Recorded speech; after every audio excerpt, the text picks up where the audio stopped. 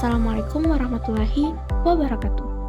Halo teman-teman, pada kesempatan kali ini, kelompok kami akan menjelaskan hak-hak dan kewajiban sebagai warga negara di Indonesia. Sebelum itu, teman-teman tahu tidak apa itu hak dan kewajiban? Nah, hak warga negara bisa diartikan sebagai semua hal yang diperoleh atau didapatkan seorang warga negara baik dalam bentuk kewenangan maupun kekuasaan.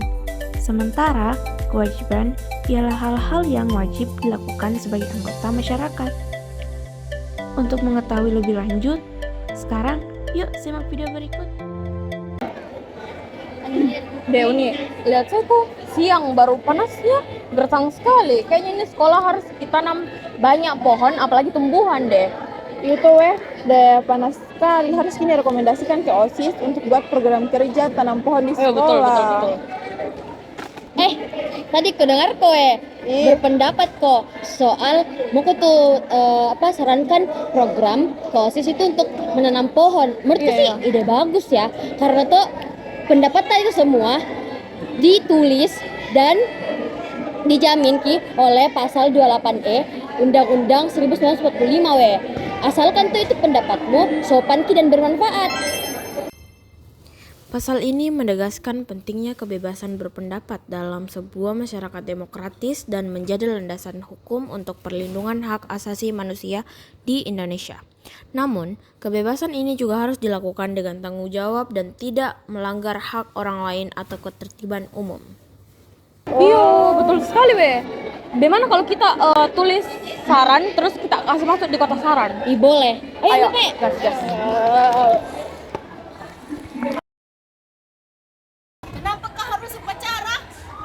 Itu upacara salah satu contoh bagian dari pembelaan negara. Sesuai sama pasal 30 ayat 1.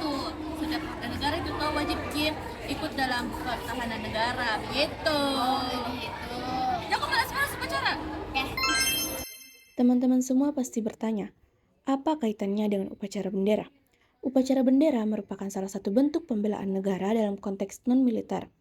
Beberapa hubungannya dengan pasal 30 ayat 1 adalah yang pertama, menumbuhkan rasa cinta tanah air. Yang kedua, membentuk disiplin dan kedisiplinan. Yang ketiga, menghormati jasa pahlawan. Yang keempat, memperkokoh persatuan dan kesatuan. Jadi, upacara bendera bisa dianggap sebagai bagian dari pembelaan negara secara moral dan mental, bukan dalam arti militer, tetapi dalam menanamkan kesadaran nasionalisme di kalangan warga negara.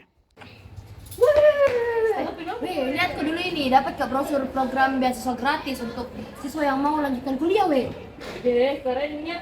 Berarti semua orang punya dong kesempatan buat sekolah tinggi.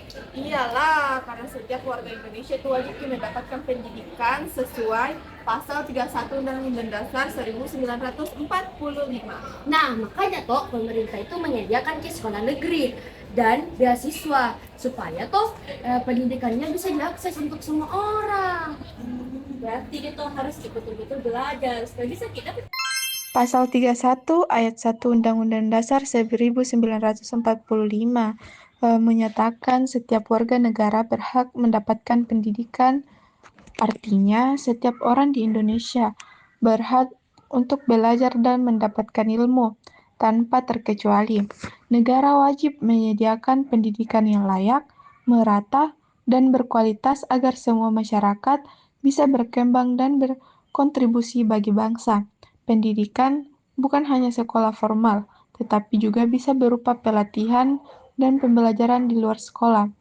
Hak ini penting untuk mencerdaskan kehidupan bangsa dan menciptakan masa depan yang lebih baik. Saya mau kapan dekat di rumahku? Biar dekat rumah harus kita orang pakai helm, harus ikuti peraturan lalu lintas. Itu bukan cuma dari tilang, tapi untuk menjaga keselamatanmu. Nah, kita sebagai warga negara juga kita harus menaati hukum dan mengikuti pasal 27 ayat 1 Undang-Undang Dasar 1945. Ya iya paling. Besok aku pakai helm. Oke. Aman. Pasal 27 ayat 1 menyatakan bahwa semua warga negara memiliki kedudukan yang sama di hadapan hukum dan wajib menaati peraturan. Dalam konteks lalu lintas, ini berarti setiap orang harus mematuhi rambu, menggunakan helm, dan mengikuti aturan berkendara. Kepatuhan ini penting untuk menjaga ketertiban, keselamatan, dan mencegah kecelakaan di jalan raya. Dengan menaati lalu lintas, kita tidak hanya melindungi diri sendiri, tetapi juga orang lain.